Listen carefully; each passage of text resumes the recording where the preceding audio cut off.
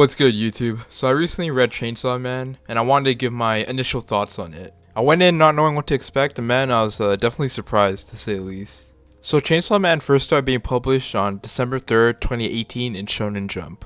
But by no means is this your typical shonen. The manga is written by Tatsuki Fujimoto, who also wrote Fire Punch, which was also quite an interesting read, and it was very unorthodox a lot of the time when I was reading it. There are heavy spoilers ahead, so if you haven't read it, maybe you should stop. Actually, you should stop. But if you don't really care, feel free to enjoy the rest of this video.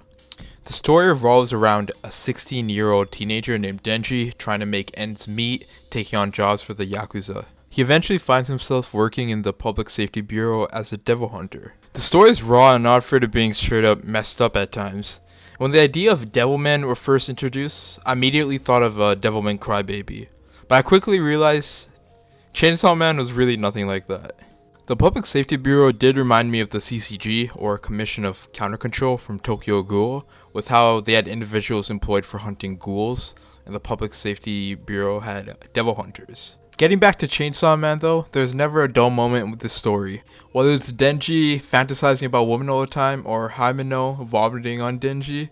Yeah, I remember that. That was pretty interesting. I never felt bored reading this. The whole manga is relatively short, so the story did not feel dragged out at any point while I read it, and it flowed pretty well for the most part.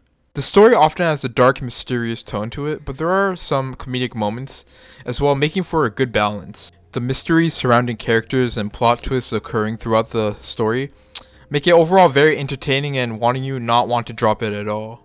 I found most of the characters to be pretty likable, and one of the main strengths of the story. Denji himself is a laid-back main character who is also, how I say it, just trying to smash. But aside from being a teenager with high libido, there is much more to his character. He's a half-human, half-devil hybrid, and is not really accepted by either race. There is a psychological concept called Maslow's hierarchy of needs, which has 5 levels, including physical, security, social, ego, and self-actualization. Sure, Denji is physically healthy and can defend himself filling the first 2 needs, but the 3rd level is absent. He has no one who really loves him, and he does not feel a sense of belonging or inclusion. If anything, Makima gives him a false sense of belonging when she recruits him to become a devil hunter. Speaking of Makima, I found her to be an intriguing character as from the jump, she was sus to me, personally. You can tell there's something eerie about her. She literally treats Denji like a dog while he doesn't even mind it. Another character that I found really interesting was Rize. She went from a seemingly innocent girl Denji liked to a formidable opponent. Finding out that she was working with the USSR and had the bomb devil caught me off guard for real. Although her arc was not too long, I felt she made a strong impression and was an example of a secondary antagonist done really well. Aside from Denji and Makima, I really enjoyed Aki, Power, and Himeno. Every character goes through their own internal struggle. Aki having his own personal vendetta against the Gun Devil was especially captivating. It was also really nice to see how Aki went from thinking Denji was just a waste of time, and just a tool for the organization, to embracing him and Power as comrades and I guess a sort of family. Denji seemed to have his own struggles growing up himself. There are multiple flashbacks with his father that are hinted at throughout the story, depicting him being an abusive father who racked up a major debt through excessive gambling. Power was alright as one of the main characters being introduced later on. Sometimes her character got really annoying, but it was nice to see her progress through the story, going from a brat to somewhat caring about others. It was kind of emotional or sad how the manga started resembling a Kami got killed for a second, with how all the characters I like started to get killed off. When Himeno got killed, that death was probably the most emotional one for me.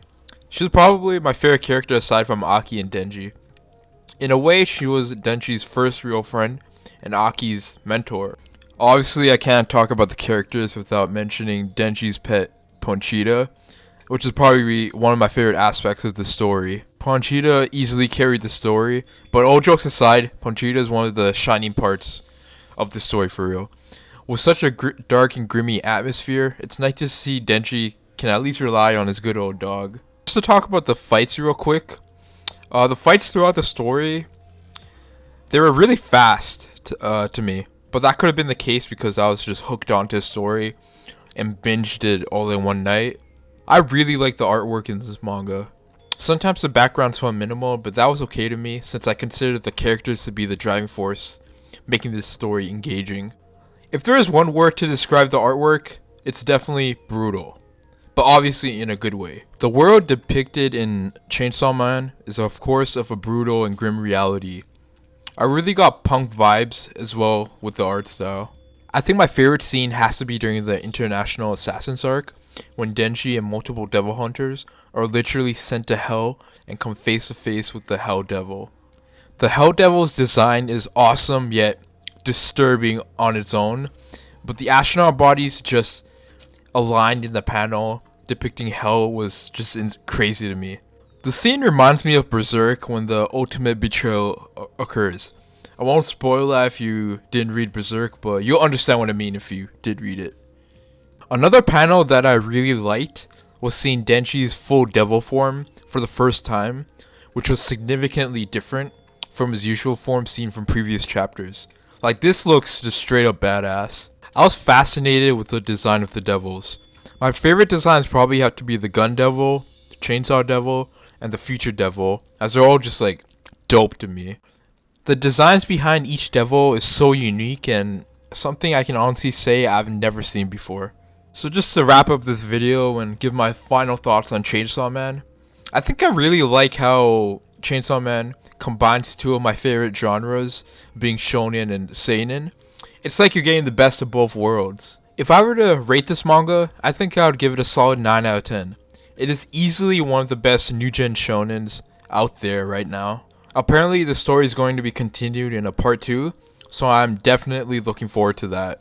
I'm just wondering if there's going to be a whole introduction of a whole new set of main characters and side characters alongside Denji, or maybe they can somehow bring back someone like Aki. You never know with Fujimoto. The fact that this show is going to get an anime adaptation from MAPPA is really going to be a treat. MAPPA's recent anime adaptations have been nothing short of amazing. They carried the torch from Studio Wit and seamlessly adapted the remaining chapters of Attack on Titan so far.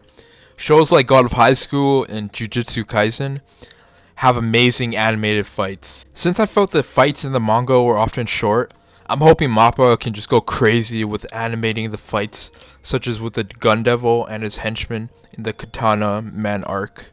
But yeah, thanks for checking out the video. Feel free to leave a like or subscribe if you enjoyed the video. And until next time, peace.